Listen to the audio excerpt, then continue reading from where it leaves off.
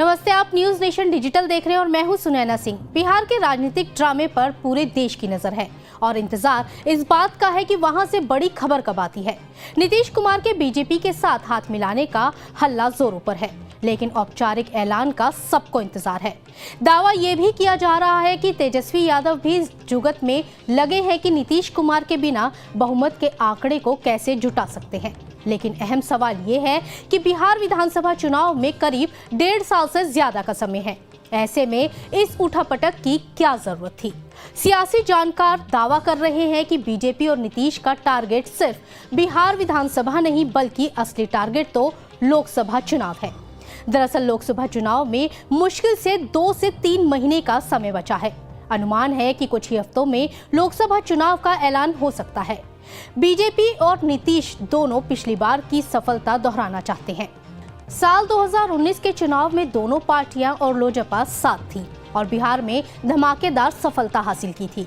बिहार में 40 लोकसभा सीटें हैं। इनमें से बीजेपी ने 17 सीटों पर उम्मीदवार उतारे थे और पार्टी को सभी सीटों पर सफलता मिली थी। जेडीयू ने भी 17 सीटों में उम्मीदवार उतारे थे, जिसमें से 16 सीटें जीती थी। इसी गठबंधन की एलजेपी ने 6 सीटों पर उम्मीदवार उतारे थे और उसके भी सारे प्रत्याशी जीत गए थे, यानी 40 में से 39 सीटों पर जीत हासिल हुई थी। वहीं तेजस्वी की पार्टी आरजेडी ने कांग्रेस सहित कई छोटी पार्टियों के साथ मिलकर चुनाव लड़ा था। खुद आरजेडी ने 19 सीटों पर उम्मीदवार उतारे थे, लेकिन एक भी नहीं जीत पाया था। कांग्रेस ने 9 सीटों पर उम्मीदवार उतारे थे, लेकिन सिर्फ एक ही जीत मिली थी। सहयोगी पार्टी रालोसपा ने भी 5 और हम ने 3 सीटों पर उम्मीदवार उतारे थे, लेकिन किसी को जीत हासिल नहीं हुई थी। अन्य सहयोगी पार्टी भी खाली हाथ रही। इस समय के समीकरण को देखें तो हाल ही में 5 राज्यों में हुए विधानसभा चुनाव में राजस्थान, मध्य प्रदेश और छत्तीसगढ़ में शानदार सफलता से बीजेपी उत्साह में है। वहीं राम मंदिर में प्राण प्रतिष्ठा के बाद माना जा रहा है कि बीजेपी का प्रभाव बढ़ने वाला है। सियासी जानकारों का मानना है कि हालातों में बीजेपी से टक्कर लेने के बजाय हाथ मिलाने में नीतीश कुमार को ज्यादा फायदा नजर आ रहा होगा। वहीं नीतीश कुमार बिहार का बड़ा चेहरा है।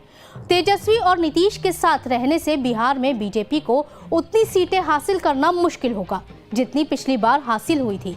इस स्थिति में नीतीश और बीजेपी के हाथ मिलाने की असली वजह लोकसभा चुनाव हो सकते हैं।